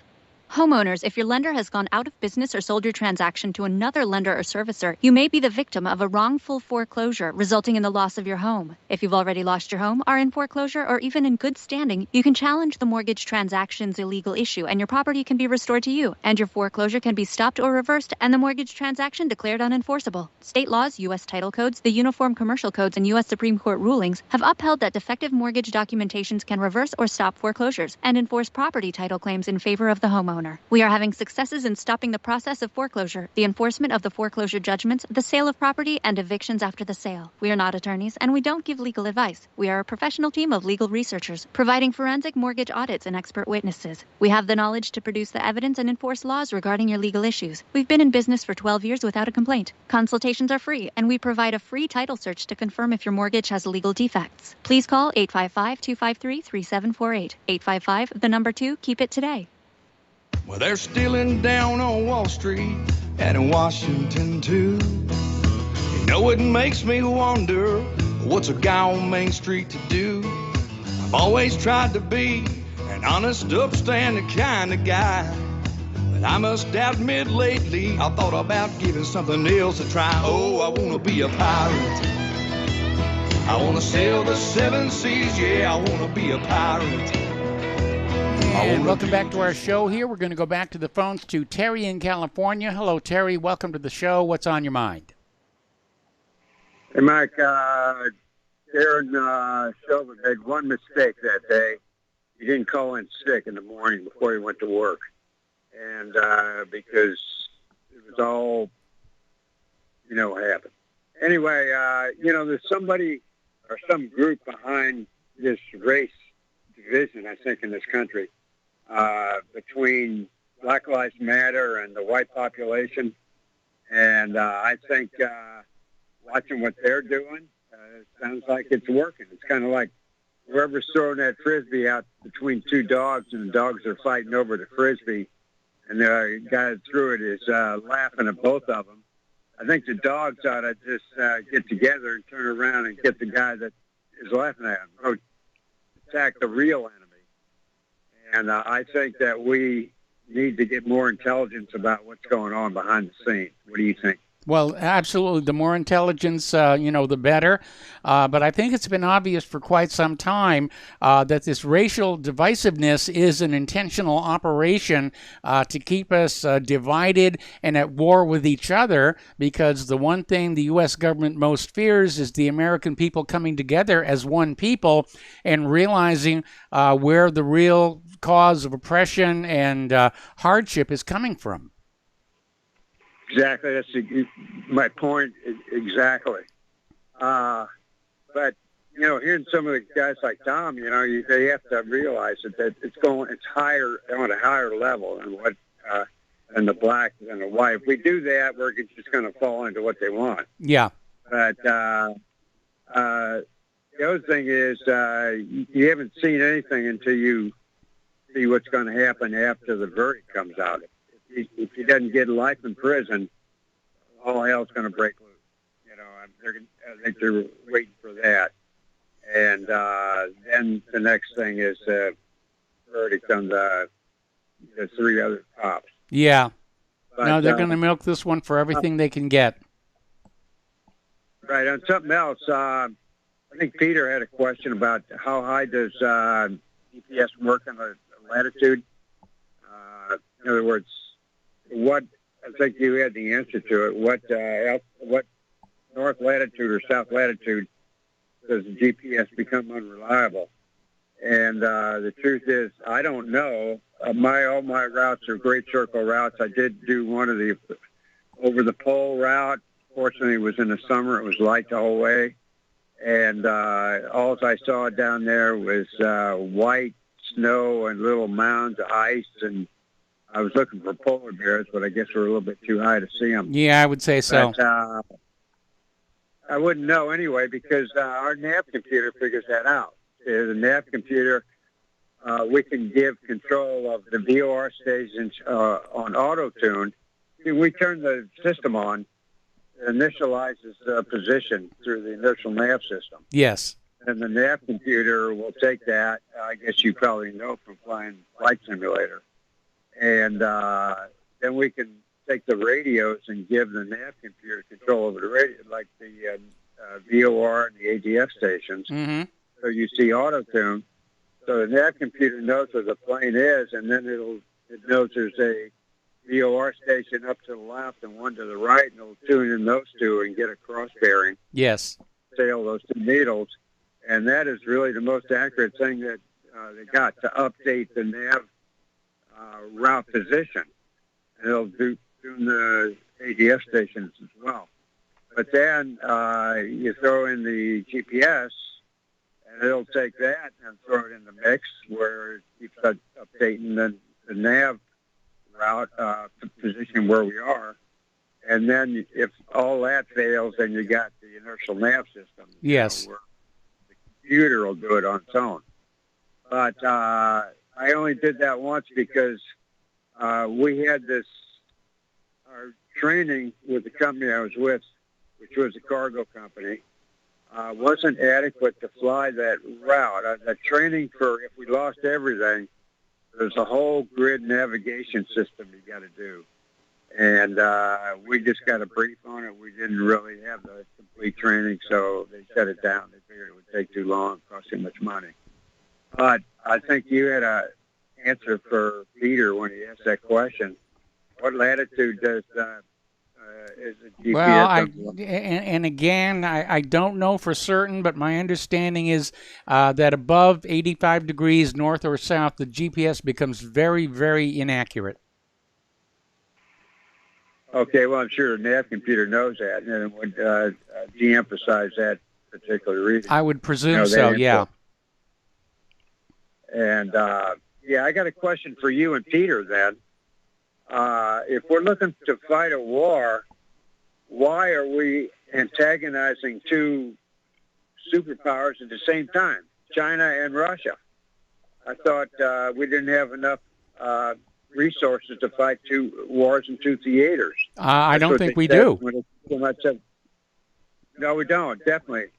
But why are we trying to antagonize two of them? They'll just, form a new Axis alliance.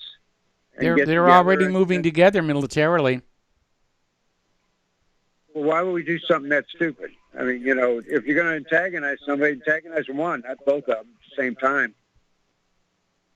Well, the thinking may be that it's okay to antagonize both of them because we're going to wind up fighting both of them at the same time anyway. And by antagonizing both of them, we simply accelerate the starting time. Meanwhile, the DOD's too wrapped up in doing sex changes on some of the troops. Yeah. That want to do them. And, the whole thing being retired like Peter is, it just rubbed us the wrong way. We're just, and it's very dangerous too, as everybody's pointed out. And I think a lot of those guys don't realize how dangerous it is. Do you think? Well, I think probably that a lot of the people in Washington, D.C. Are thinking, we've never lost a war, which is not true. We certainly did not win in either Korea or Vietnam. And, they may simply be saying, well, we'll just figure out a way to win this next one like we did the last two. Oh, they can't be that stupid. I don't know. I mean, take a look at what we've got as president of the United States right now. Yeah, that's right. I'd like to get Peter's input if he ever calls in. Okay, Mike, I've taken up enough time. That's my point for the day, so we'll talk later. All right, thanks an awful lot for the call. We're going to go to Kevin in West Virginia. Hello, Kevin. Welcome to the show. What's on your mind? Hi, Mr. Mike. The Shogun trial, and I would like to talk to you about immigration as well. The first thing that I want to preface with the Shogun trial is, the elite group of people, they use racism, politics, and religion to keep us divided. There are three tools that I wish everybody would see that what they use to keep us divided. And with the Shogun trial, I feel Shogun did not get a fair trial. Look at everything. Maxine Waters saying, I feel like the Democratic Party extorted a guilty verdict out of those jurors. Yes. Absolutely, I feel they extorted a verdict out of there. And I don't think Shogun, you could take him anywhere in the country, and I don't think he would have gotten a free trial, a fair trial. Not at all. And I also feel that this is one of the biggest injustices in the country. Look at the precedent that this sets. If the media can attack you and call you racist or a racist or do something wrong, and then here you have the Strong Cities Initiative police coming in, because, ultimately this is all about federalizing the police. Yes. Because, let's be honest. The Democrat Party don't want to get rid of the police. They want to become the police and push their liberal agendas to everything. Yes. With immigration, and this goes towards, I hope Tom from Florida, I hope you're listening. On the United Nations website, it's called replacement migration. Do you know that they want to replace the United States with 600,000 illegals in the next 5 to 10 years? They're replacing me. They're replacing you. They're replacing everybody that's listening to this network, because they want not only a voting bloc, but they want subservient people that go on the dole that want to be in a welfare state. This is a takedown of our country. We are being attacked. We need to stand up and actually fight for what is right for once in our lives. Mm-hmm. Can we stop with this, like the one caller from Alabama? We got to stand up. We got to defend what's ours. We're being replaced. We're being pushed around. The American culture is not really a melting pot of culture anymore, and I'm sick of it. I'm so sick of it. What do? Do we keep being watchmen on the tower and keep warning the horn? At what point do we grab our swords and start defending? At what point do we start? Because I'm tired of being pushed around. I don't know about you, but I'm tired of it. Yeah. I mean, I'm a 36-year-old individual. I happen to be white. I happen to be blind. How can I defend myself from somebody walking up to me who I have no idea what color they are, and they just clean my clock or hit me? Because this is where this is going. This whole knockout game is going to intensify. Yeah, that's starting back up again. Absolutely it is. And I hate to say it, but I am proud to be a white American.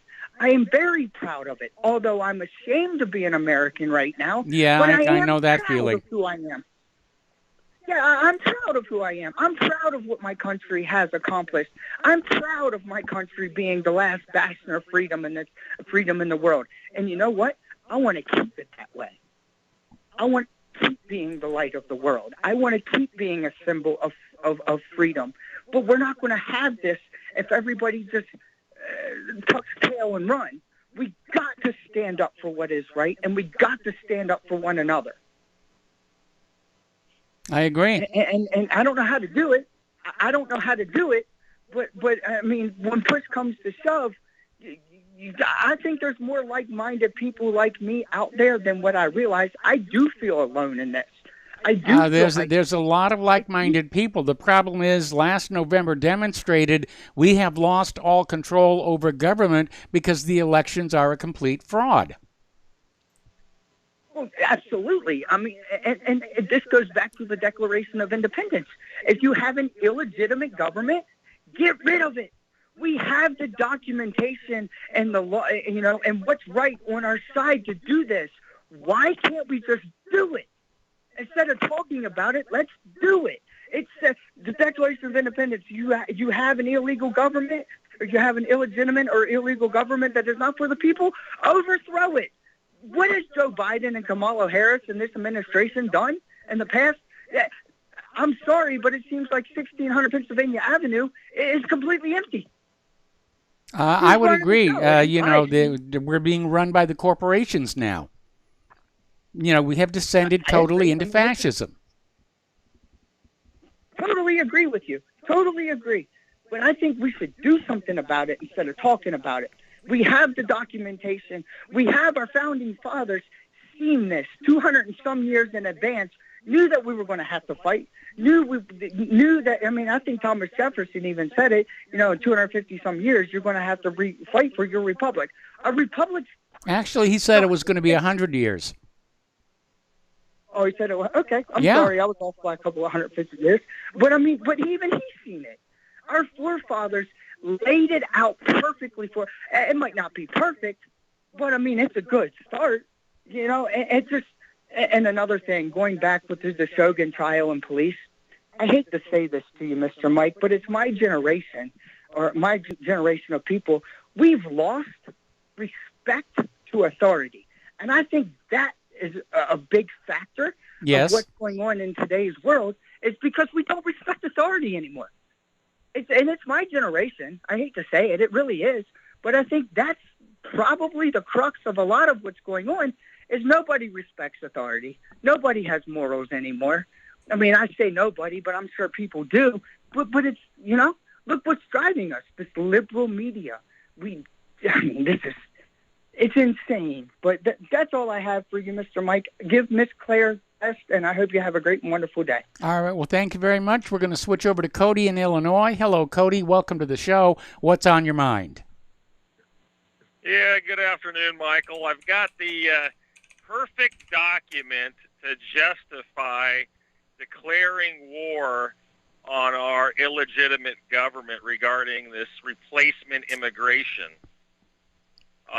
The 1948 UN Convention on the Prevention of Genocide. Yes. Specifically,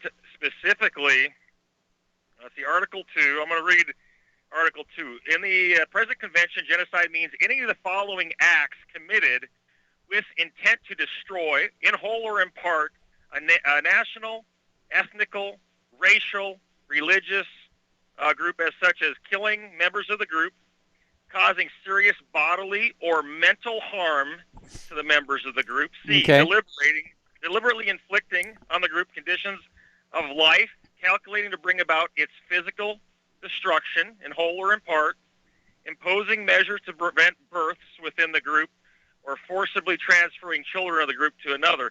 So basically that's what our government has been doing with, allowing so much immigration to replace the white man. And I think this is a great document for all, like Tom and all these guys that are always frustrated with immigration. It's only a couple pages. Print it out, share it, and there you go. There is your propaganda you need. What more do you need? Yeah, they're saying, we don't want UN law. Well, yeah, it's not UN law, but the UN community is saying this is what is genocide if you're taking over another people. So you don't need much more proof. And I don't understand why the black community is not more outraged with, like Minnesota, all the Somalians coming in, taking jobs and lowering the wages. I don't know. It just blows my mind that, they aren't helping us. Why does it have to be the white man that's going to have to be, fighting this fight? But, so anyway, I just wanted to share that with everybody. I came across it on Telegram, somebody talking about that, and I think it's the perfect, counter propaganda. It does sound like it, yeah. Yeah, and it's at UN.org. You just type, it's like just the Convention on Prevention of Genocide. You'll find it. And anyway, I just wanted to share that with y'all. Have a great day, Mike. All right, thanks an awful lot. We're going to switch to Ryan in Cleveland. Hello, Ryan. What's on your mind today?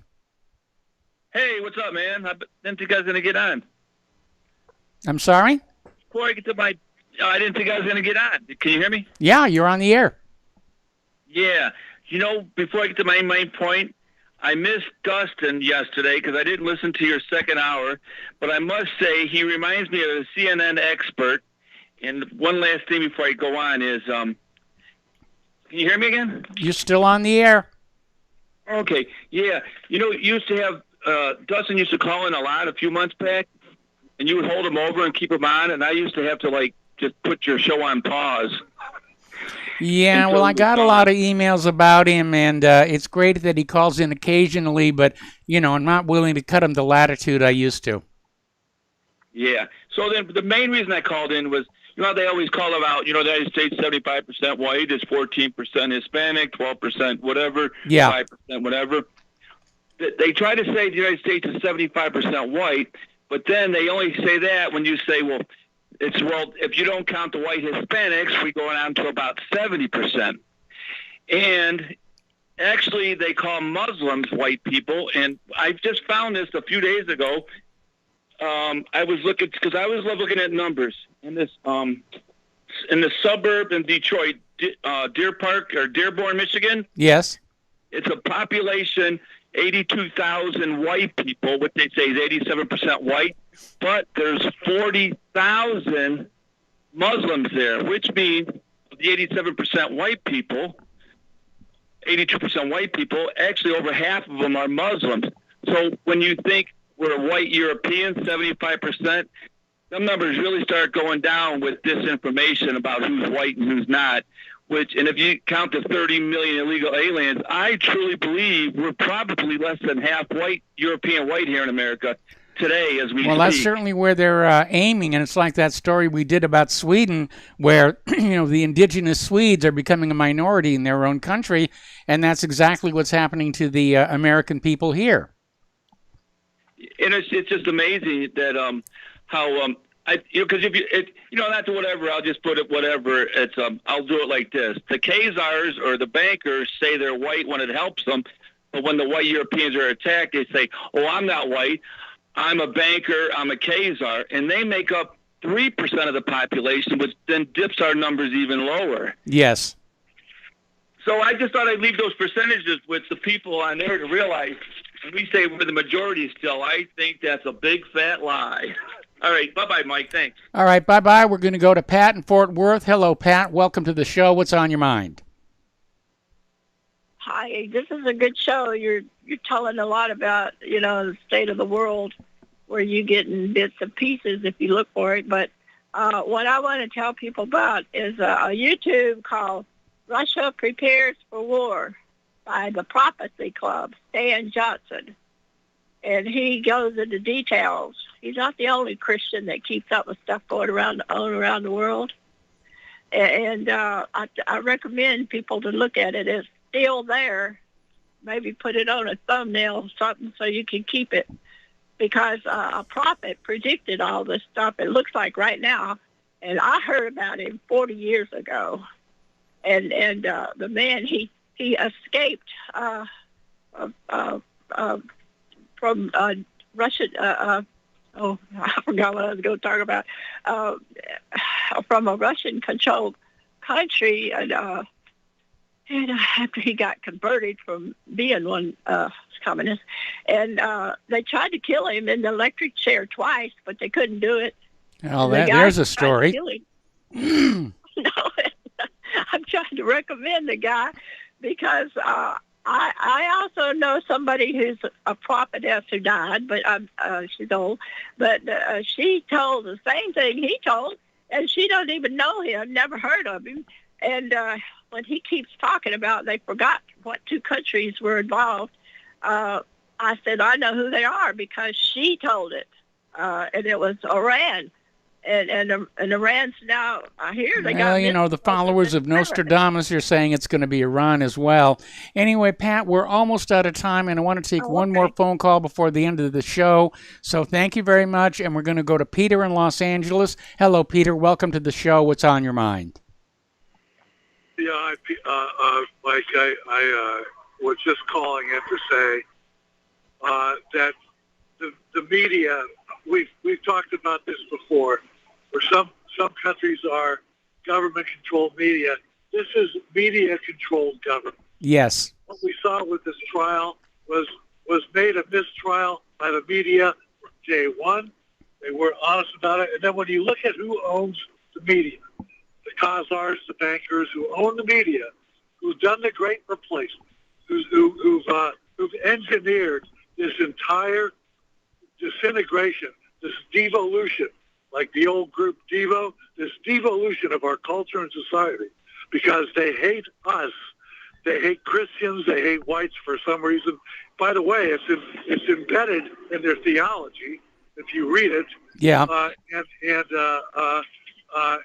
they've weaponized the black community who are always mindlessly ready to express hate and